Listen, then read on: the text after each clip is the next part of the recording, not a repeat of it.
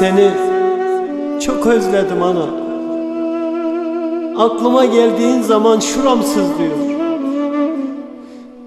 Kelimeler boğazıma düğümleniyor ana. En çok da neye yanıyorum biliyor musun ana?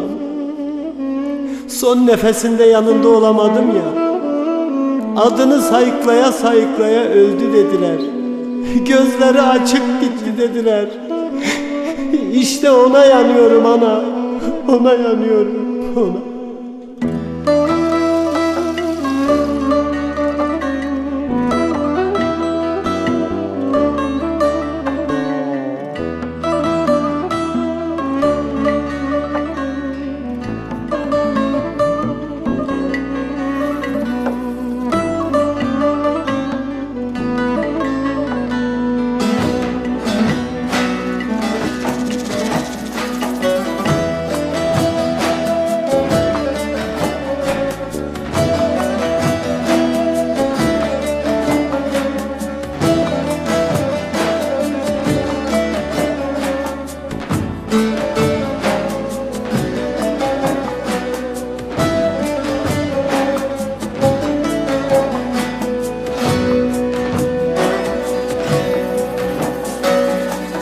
Bugün karalı bayramım, dinmez feryadım figanım.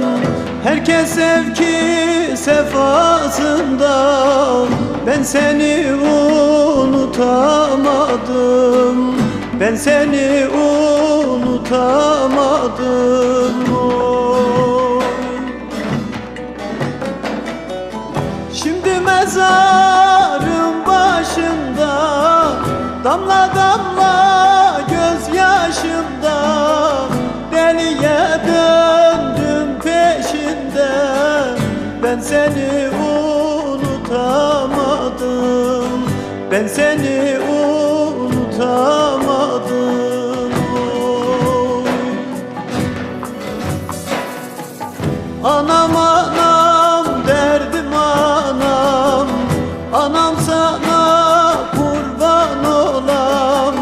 Kara toprağa kaldı seni, ben buna nasıl dayanam? Ben buna nasıl dayanam? Oy.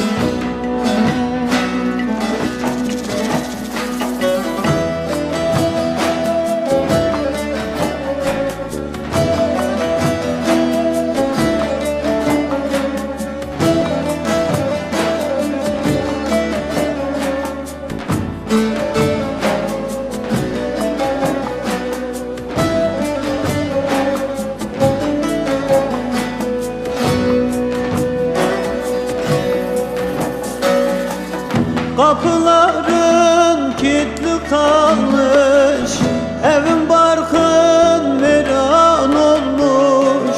Kimsenin umrunda değil, adım bile unutulmuş. Adım bile unutulmuş.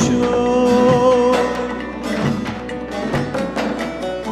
Şimdi mezarım başında, damla damla gözyaşımda, deliye döndüm peşinde.